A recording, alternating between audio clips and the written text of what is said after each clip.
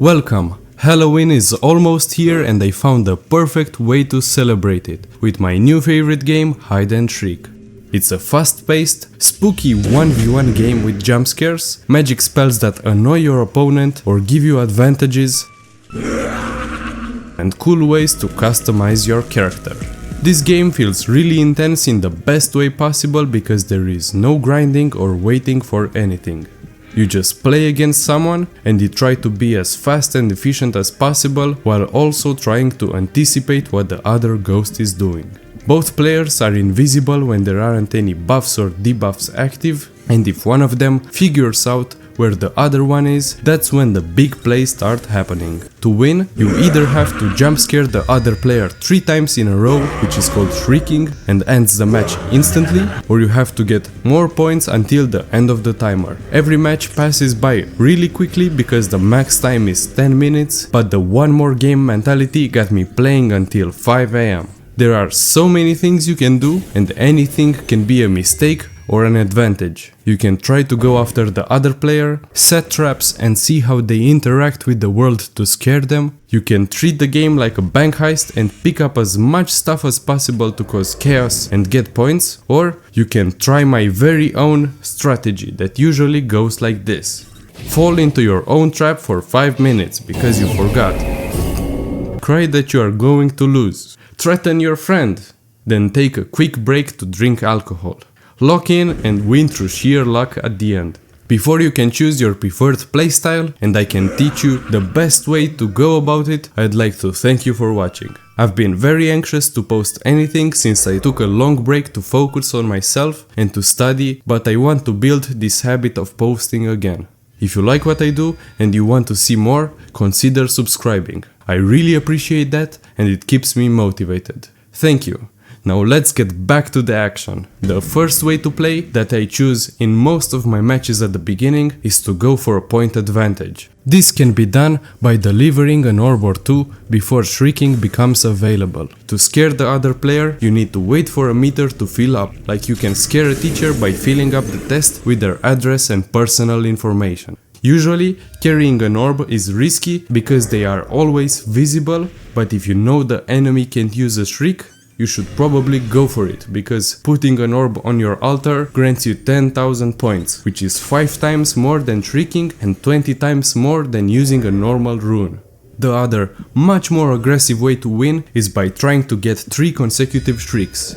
This is considered hard because if the other player manages to scare you back, you lose all the progress and they actually get the advantage. However, it will end the whole match in your favor, and if you are in a point disadvantage, it might be the only way to get that dub. Or you can go for it anyway while winning because you have time to spare and your friend will have the devastating defeat message written on their screen, and that is really funny. I couldn't possibly finish this without a section about the most fun and most annoying runes in the game, which are the player's collectible, spammable and possibly flammable special abilities. For a game without multiple maps or different game modes, Hide and Shriek still has a bit of variety through them.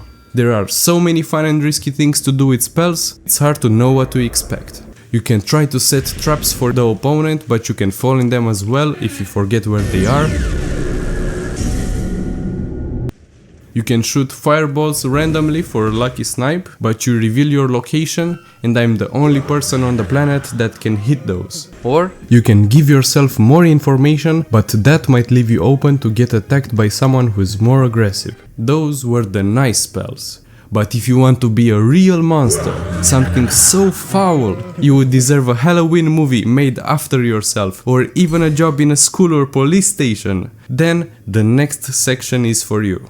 These are the war crimes of Hide and Shriek, the real bad stuff. I'll start with something classic, the maze. A few spells have the effect of removing the victim from the map and teleporting them to a purple maze that removes points until you get to the exit. Most of them work on players with bad movement skills, like the seeking orb that goes after you, or the trap from the ceiling that catches players who stand still. These are so spammable, powerful and frustrating that once I got mad when my opponent got caught, because I was just about to shriek him. Speaking of war crimes, I'd like to mention a spell that is a lot like poison gas. The Room Guardian. It's a spell that gets activated when anyone enters a room, regardless who it is, but if you are fast enough, you might be able to go in and out. Using this on the hallway while the doors are closed basically splits the map, turning the game single player if you are on the opposite sides and you can't find a hopscotch, the dash spell.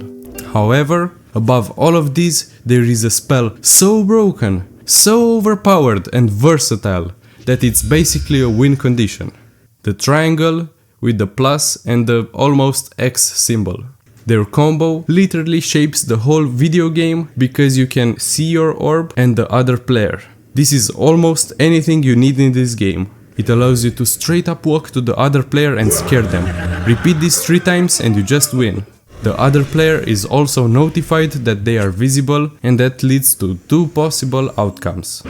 Either they just give up and accept their fate, this is actually more common, or they set up a trap and they try to fight back.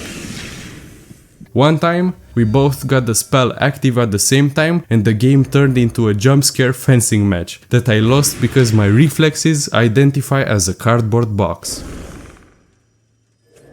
But most of the time, I get this spell more often and it wins me the game. I hope you give this game a try, and if you are in the mood to try new things, maybe you should go see my other clips. That was all the time for you. Yes, that was all the time that you have left. I'm coming to kill you. Thank you for watching. Have the best day ever and see you later.